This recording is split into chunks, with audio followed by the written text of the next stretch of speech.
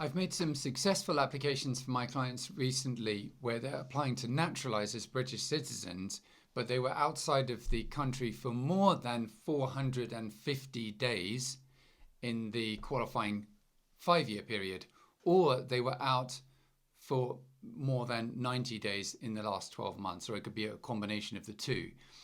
Now, you've probably seen the guidance if you're looking at this, which is that if you're between 480 days and 900 days, then there's certain circumstances in which they'll grant the application.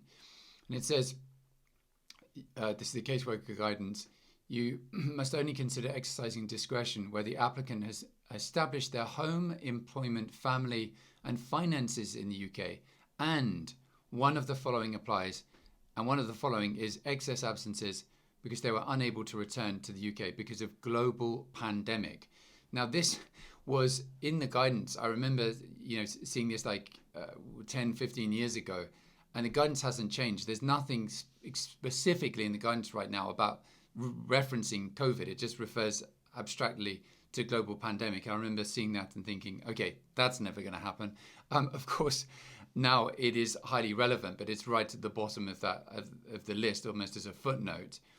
And they haven't actually explained how it operates. Now, I'll just tell you a bit about the cases that a couple of the cases that I've done recently.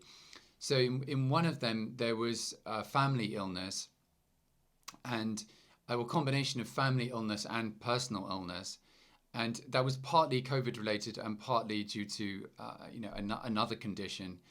And that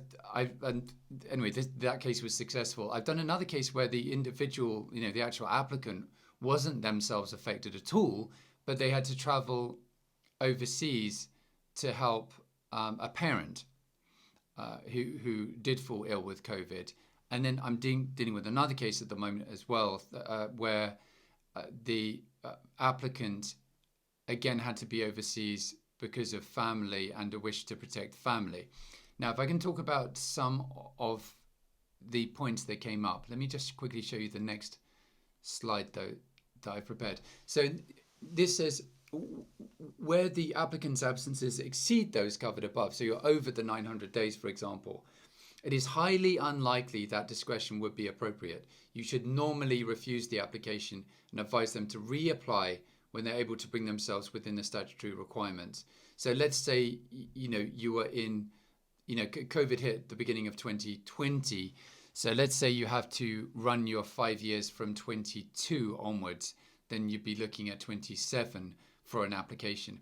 But it says here, look, unless there are specific circumstances that warrant exceptional consideration at a senior level. So I have been running COVID, and I've been successful, as I say. So far, each case is different and turns on its facts. But yeah, perhaps I can just talk a bit about the sort of evidence that you should be preparing. Well, the UK took a pretty odd approach to COVID. It was very, very lax, and of course, it's emerged recently that the government at the time sadly didn't observe its own guidelines.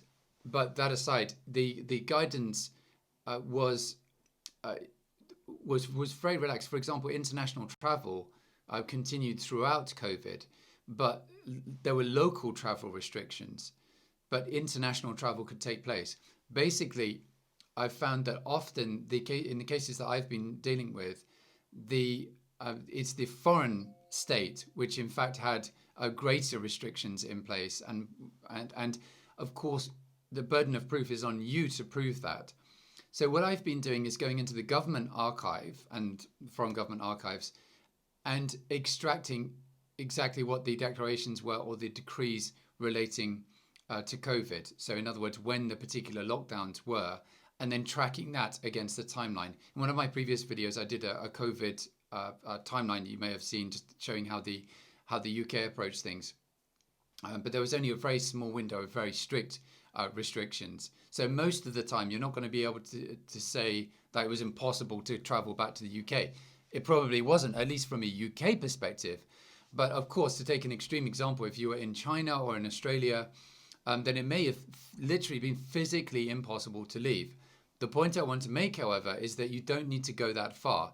You only need to show, so far as I've done in my case, is that there was a moral responsibility towards the parent, let's say, or the family member who was ill. So it was physically possible to travel back, but it was not appropriate for you to do so in the circumstances.